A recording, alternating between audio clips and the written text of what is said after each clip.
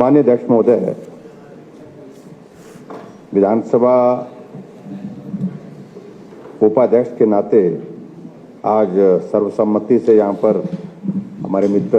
विनय कुमार जी का चुनाव संपन्न हुआ है। मैं उनको बहुत बहुत बधाई देता हूँ और शुभकामनाएं देता हूँ। इस माननीय सदन का संचालन में आपका एक बहुत महत्वपूर्ण योगदान आने वाले समय में रहेगा।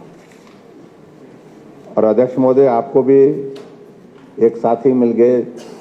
भले ही उसमें वक्त लग गया 1 साल का, लेकिन हम जब यहाँ लंबा भाषण देते रहते हैं, लंबे समय तक आपको बैठना पड़ता है, तो उसमें आपको थोड़ी राहत होगी निश्चित रूप से, क्योंकि विनय कुमार जी अब यहाँ आपका साथ इसमें देंगे। अध्यक्ष महोदय, विनय कुमार जी हमारे पुराने मित्र हैं और ये हम आज से नहीं, बहुत पहले से चाहते थे ये हमारे नजदीक आए।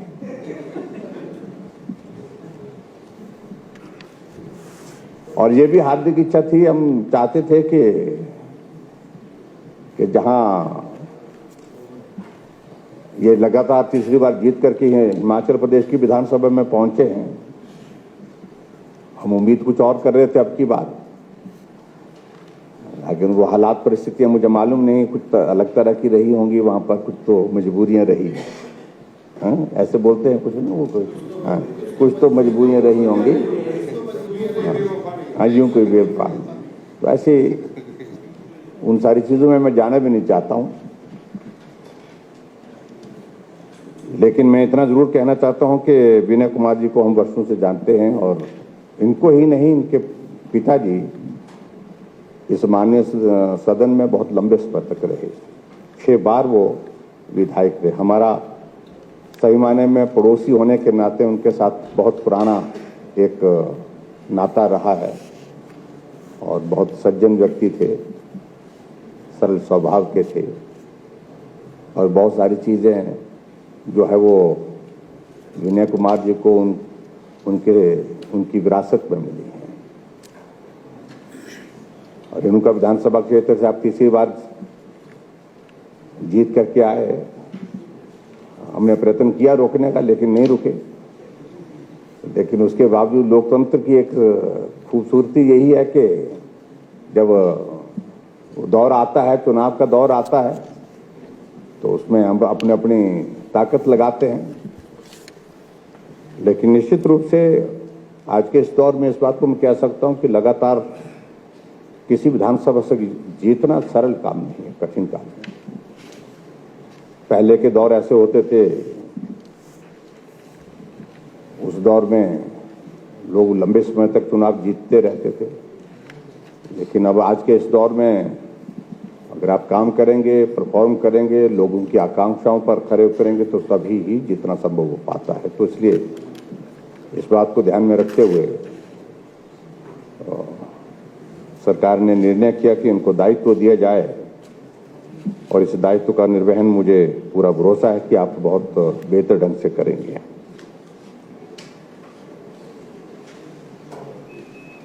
और अध्यक्ष महोदय, हिमाचल प्रदेश की विधानसभा भले ये छोटी है, लेकिन मेरा ये मानना है कि हमने अब दूसरे विधानसभा क्षेत्र में भी जो डिस्कशन, चर्चाएं होते देखी हैं, चर्चाएं सुनी हैं। हिमाचल प्रदेश विधानसभा में आज के दौर में भी मैं कह सकता हूं कि बहुत सारी विधानसभाओं के कंपैरिजन में हमारा स्तर अभी भी बहुत ऊंचा है और इसको और ऊंचा करने के लिए और बेहतर करने के लिए आप भी प्रयत्नशील हैं। और स्वाभाविक रूप से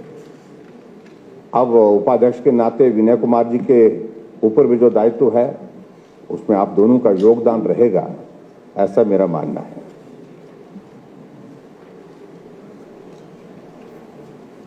और हिमाचल प्रदेश की विधानसभा के अंदर इस बात को भी हमने देखा है कि सत्ता पक्ष को अपनी बात कहने का किसी न किसी माध्यम से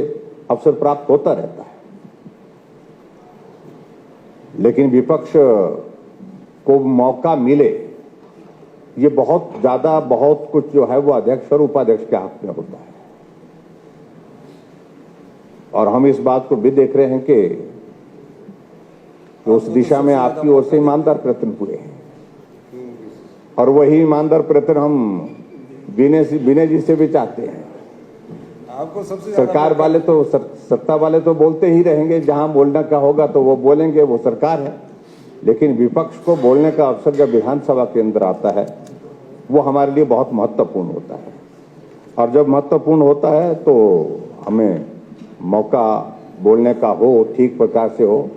और थोड़ा ज़्यादा हो, तो मुझे लगता है कि वो बहुत अच्छा रहेगा लोकतंत्र को मजबूत करने की दृष्टि से। मैं आज के इस अवसर पर एक बार विनय कुमार जी को बहुत बहुत बधाई देता हूं और शुभकामनाएं देता हूं इस दायित्व के निर्वहन के लिए। आने वाले समय में सफलतापूर्वक आप इसका निर्वहन करें, हमारी ओर से पूरा सहयोग होगा और उम्मीद करता हूं यहां से भी पूरा सहयोग होगा और ऐसे में हम आगे बढ़ करके लोकतंत्र की व्यवस्थाओं को मजबूत करने की दृष्टि से अपना योगदान दें और एक चुने हुए प्रतिनिधि के नाते विधानसभा के अंदर हम सब लोग, चाहे सत्ता पक्ष के हैं चाहे विपक्ष के हैं, सभी प्रभावी ढंग से अपने क्षेत्र की बात, अपने लोगों की बात, अपने प्रदेश की बात, उन सारी बातों को रख सके। वो तभी संभव है जब व्यवस्था के अनुरूप रूल्स के प्रोविजन के अंतर्गत जो है अध्यक्ष और उपाध्यक्ष का उसमें सहयोग रहता है और वही अपेक्षा के साथ उसी उम्मीद